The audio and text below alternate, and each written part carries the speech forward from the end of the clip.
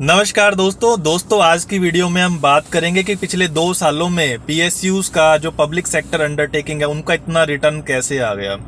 दोस्तों अभी 1-2 महीने पिछले इसको छोड़ दें तो करीबन बजट से पहले, इस सरकार के आने से पहले दोस्तों पीएसयू सेक्टर ने बहुत पैसा लोगों को कमा के दिया।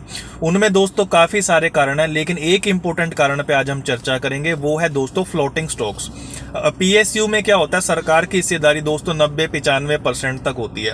अब 4-5% ही शेयर्स ऐसे हैं जो उसने पब्लिक में बेच रखे हैं और पब्लिक आपस में दोस्तों ट्रेड कर रही है, उसको हम फ्लोटिंग स्टॉक कहते हैं। अब मान लीजिए मार्केट में है ही 4-5% स्टॉक, तो अगर उसके लिए काफ़ी ज़्यादा डिमांड आ जाती है तो दोस्तों शेयर प्राइस भाग जाता है, क्योंकि प्राइस दोस्तों डिमांड पे और सप्लाई पे डिपेंड करता है। अगर शेयर्स की सप्लाई कम है यानी फ्लोटिंग स्टॉक कम है और डिमांड बहुत ज़्यादा आ जाती है तो प्राइस दोस्तों बहुत तेजी से भागेगा। पीएसयू स्टॉक्स में दोस्तों एग्जैक्टली ऐसा ही हुआ है। अब फ्लोटिंग स्टॉक पे थोड़ी सी चर्चा कर लेते हैं दोस्तों।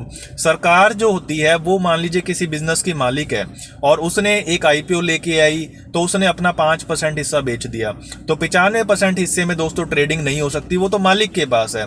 केवल 5% हिस्से में ट्रेडिंग हो सकती है जो उसने बेच दिया पब्लिक को। अब पब्लिक शेयर मार्केट में, सेकेंडरी मार्केट में आपस में उसकी खरीद बेच कर सकती है दोस्तों।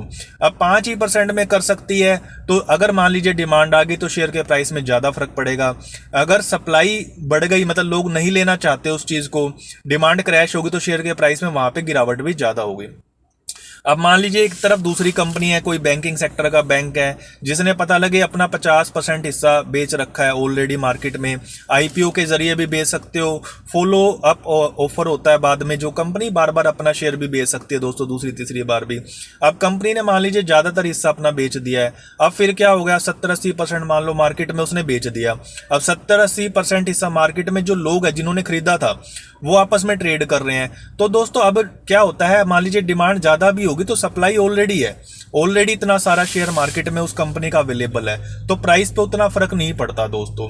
तो कई बार तो क्या होता है, शेयर्स में सिर्फ फ्लोटिंग स्टॉक लो होने की वजह से और टेम्परेरी डिमांड बढ़ने की वजह से शेयर प्राइस बहुत बढ़ जाते हैं दोस्तों। तो पीएसयू का एक क्लासिकल एग्जाम्पल अब की बार साबित हुआ है।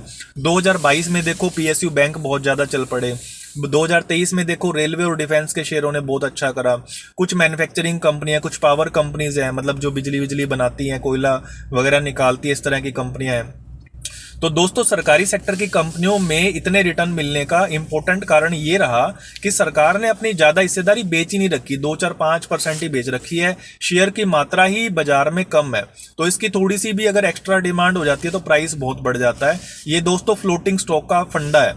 तो जब भी आप किसी शेयर का एनालिसिस कर रहे होते हो तो आपको ये जरूर देखना चाहिए कि भैया शेयर का फ्लोटिंग स्टॉक क्या है उस कंपनी का। मतलब अगर बहुत लो फ्लोटिंग स्टॉक वाली कंपनी है तो अव्वल तो उनको आपको अवॉइड ही करना चाहिए, चाहे तो वो सरकार से हो या कहीं से भी हो, क्योंकि उनमें प्राइस डिस्कवरी दोस्तों बड़ी बेकार होती है। क्योंकि अगर कोई शेयर ट्रेड ही नहीं कर रहा प्रॉपरली और शेयर की मात्रा ही कम है, मतलब कोई भी ऐरा गैरा आके डिमांड क्रिएट कर सकता है, अगर खरीदना चाहे उसको ऑपरेटर ऑपरेट कर सकते हैं।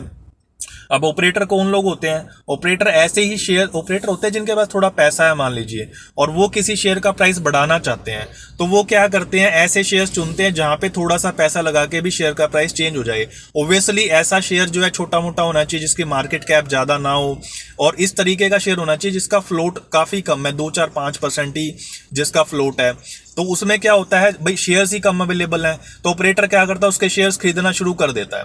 अब उसके खरीदारी की वजह से, और शेयर्स कम है ऑलरेडी, इस वजह से शेयर का प्राइस काफ़ी ज़्यादा बढ़ जाता है दोस्तों। और फिर उसमें हमारे जैसे लोग सोचते हैं पता नहीं भैया शेयर में कितनी कोई क्या खास बात है इस कंपनी के अंदर जो इतना बढ़ रहा है, मैं भी ले लेता हूँ यार, मैं तो रह गया, फियर ऑफ मिसिंग आउट आने लग जाता है। आप भी फिर उसको ले लेते हो, महंगे शेयर को ले लेते हो, और फिर दोस्तों जब वो शेयर और ज़्यादा महंगा होता है तो जो ऑपरेटर है वो उससे निकलने लग जाएगा। पंप एंड डंप स्कीम इसको कहते हैं। थोड़ा सा पढ़ लो, थोड़ी सी गूगल सर्च कर लो। कुल मिला के मेरी इस वीडियो का मकसद था कि आप जब किसी कंपनी का एनालिसिस करो तो उसका फ्लोटिंग स्टॉक जरूर देखिए। अगर फ्लोटिंग स्टॉक उसका 20-25% दोस्तों नहीं है, 25-30% 40% फ्लोटिंग स्टॉक होना चाहिए, तो आपको ऐसे शेयर्स दोस्तों यूजुअली अवॉइड करने चाहिए, क्योंकि दोस्तों प्राइस डिस्कवरी इनमें नहीं होती। धन्यवाद।